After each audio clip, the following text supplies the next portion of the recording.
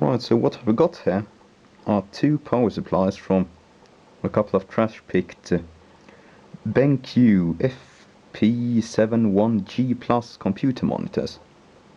And these are some of a few computer monitors that actually fail before the caps burst.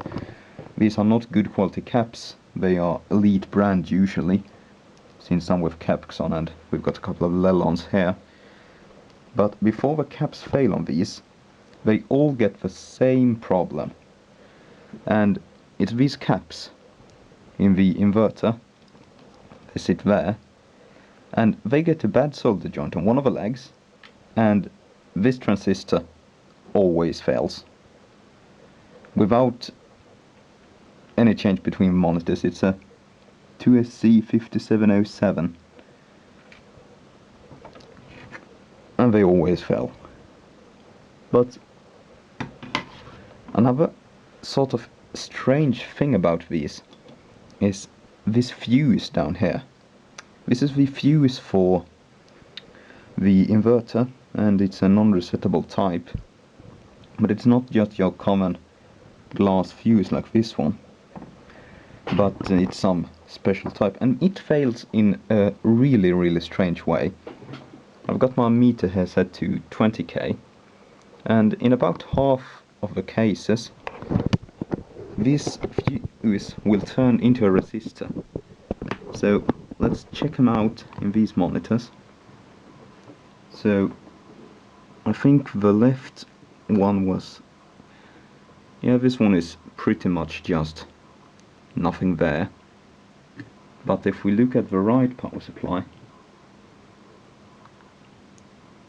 3k, yeah, it's a 3k resistor. That's obviously not going to pass enough current to power on the inverter, and I've spent so much time with a mate, and we couldn't understand, because we measured these caps here, and there was power everywhere. I mean, you've got voltage at the collectors of the drive transistors. Why on earth would it not power on? But of course, as soon as any current tried to get drawn by the inverter control IC, the power would dip and it would reset. So we spent a lot of time trying to figure that out, but I know it these days. These power supplies should be okay. I've I've taken part from this one and put into this one, and this one should power up as soon as I replace the fuse. So I'm going to have to try doing that, and hopefully I'll end up with one working monitor, and once I can get my hands on a couple of new transistors, I know my mate who fixed these monitors as well has about 40 of them. I should be able to get the other one up and running as well. These are not very special monitors, they're just 17-inch 5:4 aspect ratio things, but they are decent monitors. Can probably fetch about 30-40 euros a piece used. Alright, I've mounted the repaired power supply back in the monitor. I just bypassed the fuse with a bit of wire, because I know the power supply regulator chip is current limited. That fuse is pretty, well, useless. If something breaks, it's probably gonna be a dead short anyhow, so it'll just go tick tick tick and not turn on. Anyhow, got a power cable coming, not plugged in. So let's see if this thing will fire.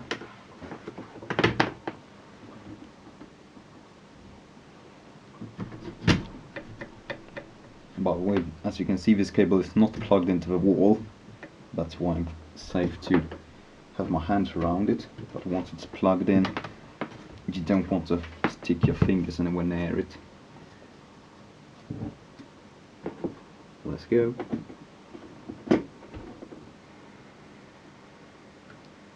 Blink, blink, blink. Blink, blink, blink, blink. Well, that does not look too promising. Not too promising at all. It seems as if only one of the CFLs is firing.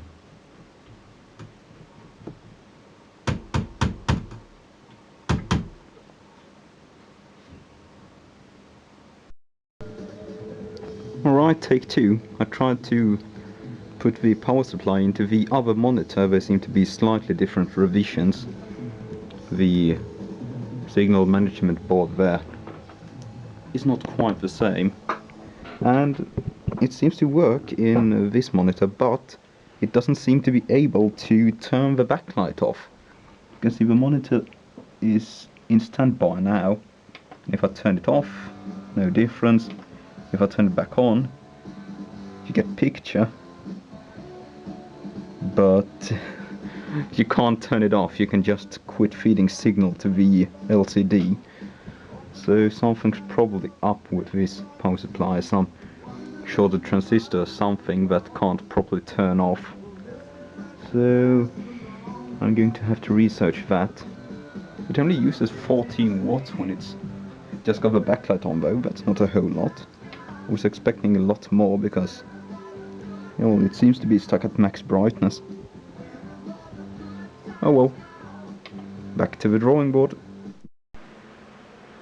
Alright, I found the problem on the power supply that made it stick on. There's this little FET that's shorted. So I looked around on the two screens and noted that the one with the well, the other one had an LG Philips panel, so I hold them in more higher regard than Chi-Mei of the one that I tried to fix before. So I changed some parts around, and now I'm going to try this power supply in this other LCD screen. Hopefully it will work. Its transistor, this one I think, is still in good shape. So let's plug it in and hope that it doesn't explode. And oh yeah, I checked the caps were all good.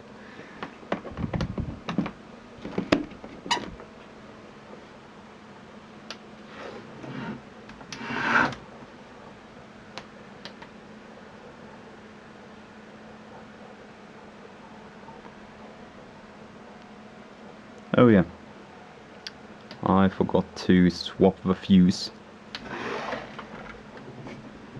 There it is. Whoops.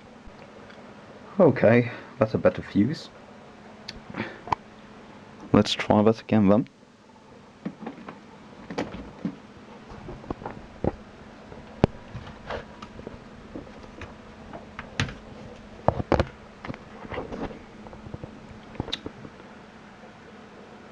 Power on. Hey, there we go. Does it stay on? Yes, sir.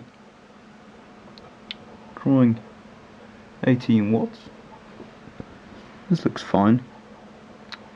I hope these marks are mostly dirt. They tend to be mostly dirt. They should clean off. In fact, most scratches on LCD screens are actually just dirt and some plastic remains. You know, if you scrape it, they sort of you get this white powdery stuff come off of them, and that's just what sticks around. And if you give it a really good clean, they'll usually pretty much disappear, even fairly severe scratches. But yeah, I think I can be happy with this. Now I've just got to get some more parts. I think the total is going to be 3 transistors and well, yeah, three new transistors for the other one to get brought back to life. But I might make another video of that. It's gonna take a while.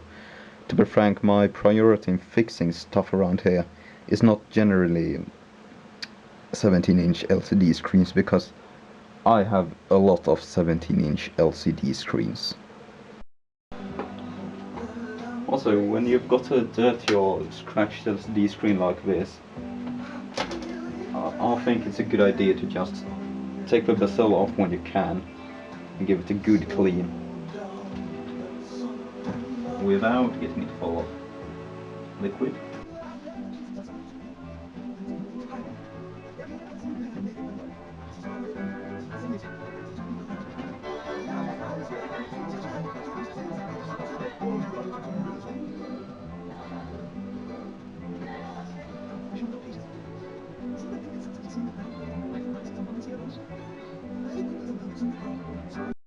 And there you go.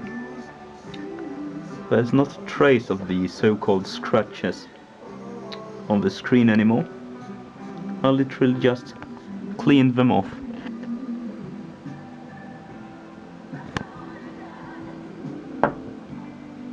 Not bad at all. Let's just hope that it's a good quality panel. Alright, we're all put back together, and I've hooked the monitor up to my laptop computer over there. I've done a Windows plus P, and it seems to have detected the monitor, which is always a good sign, so let's turn it on and see what happens. BenQ. There we go. Nice and sharp, although you can't see it through the camera because it doesn't have autofocus. Let's see what the menu's got. Luminance. Yeah, they're always set to 100% brightness. I don't know why people like it that way. I never have my monitors on anything but 0% really. Anyhow, I think it's always a good idea to do a factory recall on these monitors so that any stupid settings people have put into them don't carry on to their new owner. But all in all, this monitor seems to be in good shape. I don't think it's had too many hours behind it. Perhaps it can even tell us. Nope. Oh, yeah, the button layout on these things are not the best really. It's got an I button and that does the auto adjustment. Why on earth would they call that I? Oh well. I suppose that does it for that monitor. Until next time. Cheerio.